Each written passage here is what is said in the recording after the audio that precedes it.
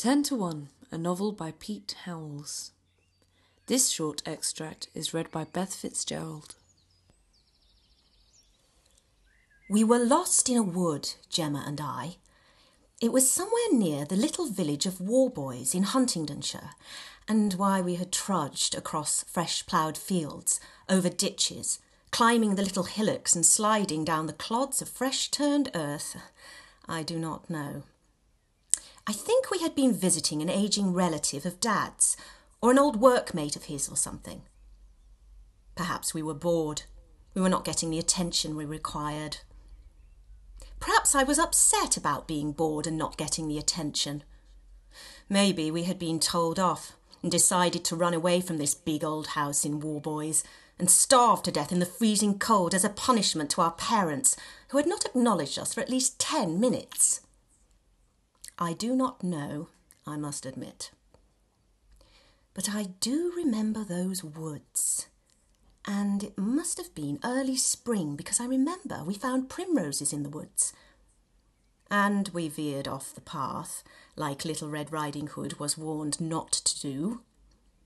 And we went deep into the forest, through thicket, briar and brake, until the stillness, the quiet, that revealed only the occasional bird call or rustle of twig and leaf, became a fearful thing. And I, being the elder sister, could not own up to such fear, and Gemma, being the younger, was too trusting to be aware of any. So I took it upon my 5 or 6-year-old self to tread the already well-worn boards of transference. I told her the most frightening tale I knew at that time, a tale that seemed pertinent. We huddled up at the base of a tall, rough-barked tree, and I told her the story. Hard by a great forest dwelt a poor woodcutter and his wife and his 2 children. The boy was called Hansel and the girl Gretel. I had learned the opening lines by heart. Gemma sat still and listened. When the moon came, they set out, and they looked for breadcrumbs they had left on the forest path. But they found no crumbs, for the many thousands of birds which fly about in the woods and fields had picked them all up. Hansel and Gretel could no longer find their way home. Why didn't they go back the same way they had come? Because they were lost, I answered as quick as you like. Are we lost now? A wood pigeon hooted. Who are you? Who are you? And I was scared. And then they came across a cottage deep in the heart of the woods. It was a beautiful cottage, and when they approached, they saw that it was built of loaves of bread and covered with cakes, but that the windows were made of clear sugar. And did they eat it? Gemma asked.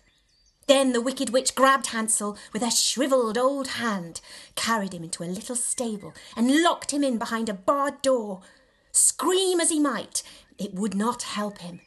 Then she went to Gemma and shook her till she awoke and cried. You said Gemma, she admonished. Did I? I don't think I did. I lied. At last, Gemma was scared. More frightened than I was. Her bottom lip began to quiver, a sign I knew well. I put my mendacious arms around her, and with all the false comfort I could muster, said, Oh, it's just a story, Gemma.